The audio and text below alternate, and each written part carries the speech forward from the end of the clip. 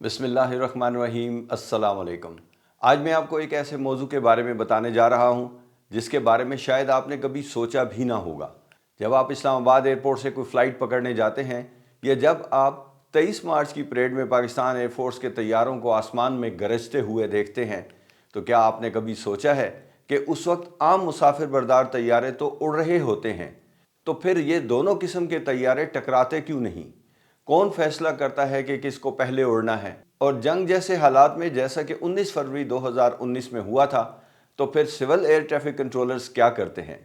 मैं शाहिद वसीम हूं और मेरा 32 साल का एक्टिव एयर ट्रैफिक कंट्रोल में तजर्बा है।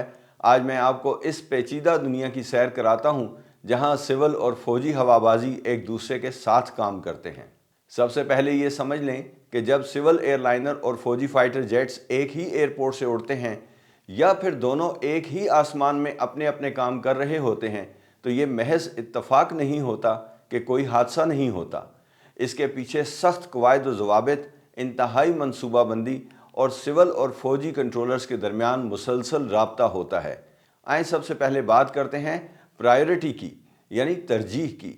आम हालात में अगर दो तैयारों को एक साथ लैंड करना हो या टेक ऑफ करना हो तो फौजी तैयारे को तरजीह दी जाती है, लेकिन ये कोई फाइनल असूल नहीं है। सबसे ऊपर इमरजेंसी है। अगर कोई भी तैयारा, चाहे वो सिविल हो या मिलिट्री, किसी मुसीबत में हो तो उसको सबसे पहले तरजीह मिलती है।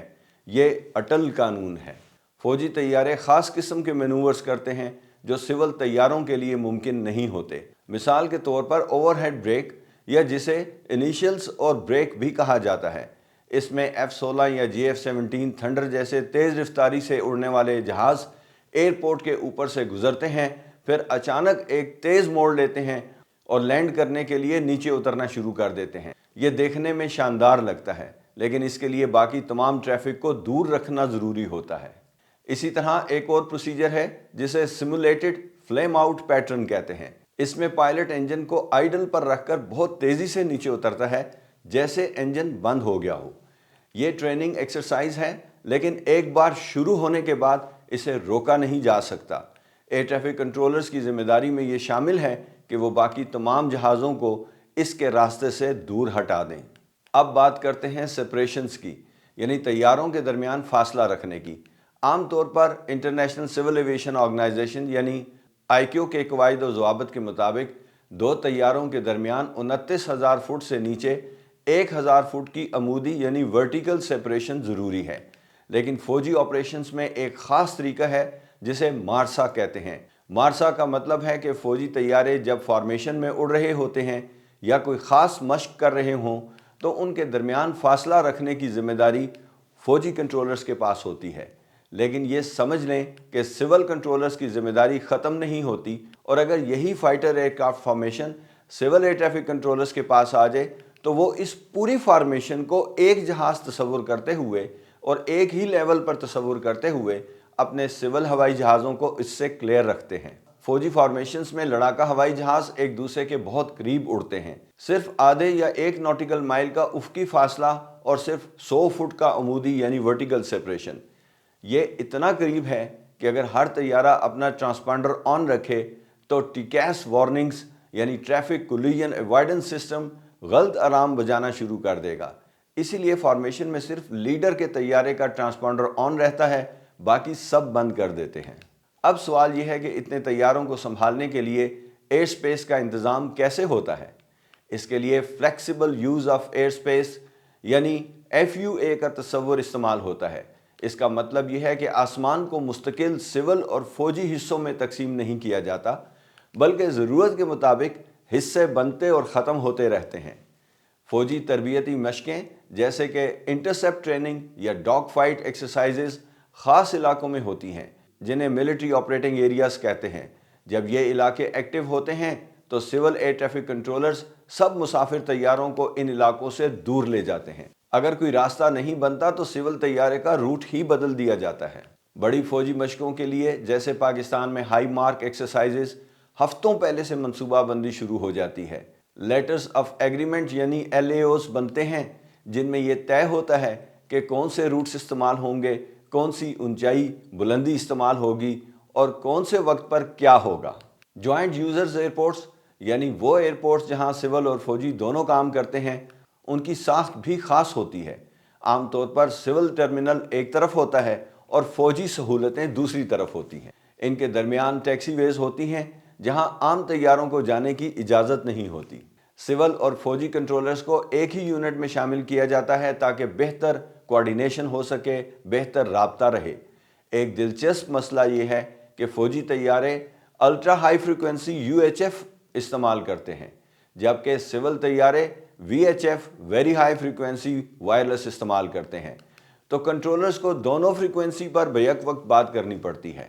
انتہائی ایمرجنسی میں جیسے جنگ کی صورت میں emergency security control of traffic جیسے پروگرام لاگو ہو جاتے ہیں۔ اس میں تمام سول ایئر ٹریفک کو مکمل طور پر بند کر دیا جاتا ہے یا سخت کنٹرول میں لے لیا جاتا ہے تاکہ فوجی طیاروں کو ترجیح دی جا سکے۔ اب آتے ہیں سول ایئر ٹریفک کنٹرولرز کے کردار پر۔ جب سول اور فوجی آپریشنز ایک ساتھ ہو رہے ہوتے ہیں تو سول کنٹرولرز آسمان کا ایئر ٹریفک مینیجر ہوتا ہے۔ فوجی کنٹرولرز اپنے مشن پر توجہ دیتے ہیں، جبکہ سول کنٹرولرز کی ذمہ داری ہے کہ وہ پورے آسمان کی حفاظت کو یقینی بنائیں۔ سول کنٹرولرز کا پہلا کام ہے کہ پروٹیکٹیو ببل یعنی حفاظتی دائرہ بنانا۔ وہ فوجی سرگرمی کے ارد گرد ایک بفر زون بناتا ہے۔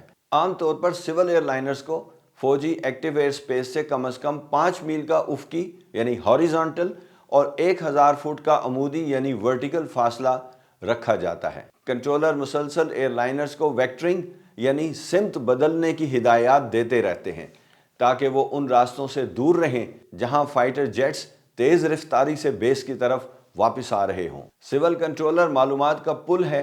وہ نوٹیم یعنی نوٹس ٹو ایئر مین جاری کرتا ہے جس میں پائلٹس کو بتایا جاتا ہے کہ کون سے عارضی ممنوعہ علاقے ہیں، فلائی پاسٹ ریہرسل کا وقت کیا ہے یا کون سے خطرناک علاقے ایکٹیو ہیں۔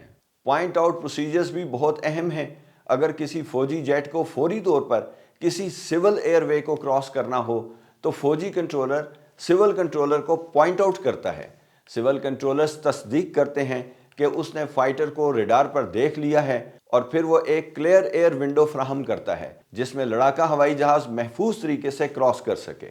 جوائنٹ یوزر رن ویز پر سول کنٹرولرز کا کام اور بھی پیچیدہ ہو جاتا ہے۔ اسے تیز رفتار فائٹرز کو سست رفتار ایئر لائنر کے درمیان سلاٹ دینا ہوتی ہے۔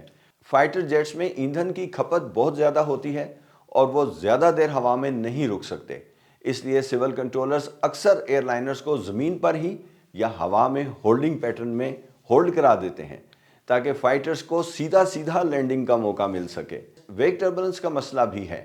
فائٹر جیٹس چھوٹے ہوتے ہیں لیکن اپنی تیز رفتاری اور ونگ شیپ کی وجہ سے طاقتور ہوائی بھنور پیدا کرتے ہیں۔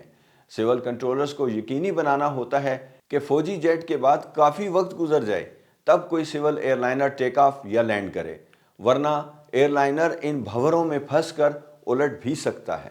IFF یعنی آئیڈینٹیفیکیشن فرینڈ اینڈ فو بہت اہم ہو جاتا ہے۔ سول کنٹرولرز ٹرانسپانڈر کوڈز یعنی اسکواک کوڈز کو انتہائی توجہ سے مانیٹر کرتا ہے۔ اگر کوئی طیارہ صحیح کوڈ نہیں دکھا رہا یا کنٹرولر کی ہدایات پر عمل نہیں کر رہا تو سول کنٹرولر فوری طور پر ملٹری سیکٹر آپریشن سینٹرز کو مطلع کرتا ہے تاکہ ممکنہ انٹرسیپشن کی تیاری ہو سکے۔ پاکستان سول ایویشن اتھارٹی کے ایریا کنٹرول سینٹرز یعنی ACCs میں military liaison officers civil controllers کے ساتھ بیٹھتے ہیں۔ جب PF کو اسکریمبل لانچ کرنا ہوتا ہے یعنی انٹرسیپشن کے لیے لڑاکا ہوائی جہازوں کو فضا میں بلند کرنا ہوتا ہے یا ہائی مارک جیسی ایکسرسائزز ہوں تو فوجی لیزان آفیسر سول کنٹرولرز کو ریئل ٹائم میں مطلع کرتا ہے۔ 23 مارچ کی فلائی پاسٹ ریہرسل اس خطے میں سب سے پیچیدہ ایئر ٹریفک کنٹرول کاموں میں سے ایک ہیں۔ جب پاکستان ایئر فورس کی فارمیشنز اپنے ہوائی اڈوں سے ان باؤنڈ ہوں تو کوئی بھی سول طیارہ اسلام آباد ٹرمینل کنٹرول ایریا یعنی TMA میں داخل نہیں ہو سکتا۔ آلٹیچیوڈ ڈی کنفلیکشن بھی ضروری ہے۔ جب Pakistan air force fighters parade کے لیے نیچے اڑتے ہیں، اکثر 2000 سے نیچے، تو سول کنٹرولرز ایئر لائنرز کو سختی سے ٹرانزیشن آلٹیچیوڈ سے اوپر رکھتا ہے، عام طور پر 10,000 فٹ سے اوپر، تاکہ ایک بہت بڑا ورٹیکل بفر بن جائے۔ جنگ جیسے حالات میں سول کنٹرولرز کے کردار کی بہترین مثال فروری 2019 کی کشیدگی تھی۔ آپریشن سوئفٹ ریٹارڈ کے دوران پاکستان سول ایویشن اتھارٹی نے دفاعی ہدایات پر عمل کرتے ہوئے ایک نوٹیم جاری کیا جس میں پاکستان کی تمام فضائی حدود مکمل طور پر بند کر دی گئی۔ سول کنٹرولرز کا کردار ٹریفک مینیج کرنے سے بدل کر آسمان کو کلیئر کرانے میں تبدیل ہو گیا۔ ہر کمرشل فلائٹ کو منٹوں میں اترنے یا پاکستانی فضائی حدود سے باہر نکلنے کا حکم دے دیا گیا۔ اس عرصے کے دوران ایئر ڈیفنس ٹریفک کو ترجیح دی گئی۔ Pakistan civil aviation authority radars کا استعمال فوجی کنٹرولرز کی مدد کے لیے کیا گیا تاکہ ان نون ٹریکس کی شناخت ہو سکے۔ سول کنٹرول نے فلائٹ پلان کو ریلیشن فراہم کی، یعنی ڈیفنس کنٹرولرز کو بتایا کہ کون سے ٹارگٹس شیڈیول جہاز ہیں اور کون سے مشکوک ہیں، تاکہ فرینڈلی فائر یعنی اپنے ہی جہازوں پر فائرنگ کے حادثات سے بچا جا سکے۔ لو لیول کوریڈور میں سول کنٹرول ان راستوں کا انتظام کرتا ہے جہاں فوجی جیٹس سول ایئر ویز کو کراس کرتے ہیں۔ تو یہ تھی وہ پیچیدہ دنیا جہاں سول اور فوجی ہوابازی ایک ساتھ کام کرتے ہیں۔ اگلی بار جب آپ اسلام آباد سے اڑیں یا 23 مارچ کی پریڈ دیکھیں تو یاد رکھیں کہ آسمان میں جو نظم و ضبط آپ کو نظر نہیں آتا وہ در حقیقت ہزاروں فیصلوں، ہم آہنگیوں اور سخت پیشہ ورانہ کام کا نتیجہ ہے۔ یہ سول اور فوجی کنٹرولرز کی ٹیم ورک ہے جو آسمان کو محفوظ رکھتی ہے، چاہے آپ دبئی جا رہے ہوں یا پاکستان ایئر فورس کے شاہین آزادی کا جشن منا رہے ہوں۔ اپنا بہت خیال رکھیے گا۔ نیکسٹ ویڈیو میں جلد ہی انشاءاللہ ملاقات ہوگی۔ اللہ حافظ۔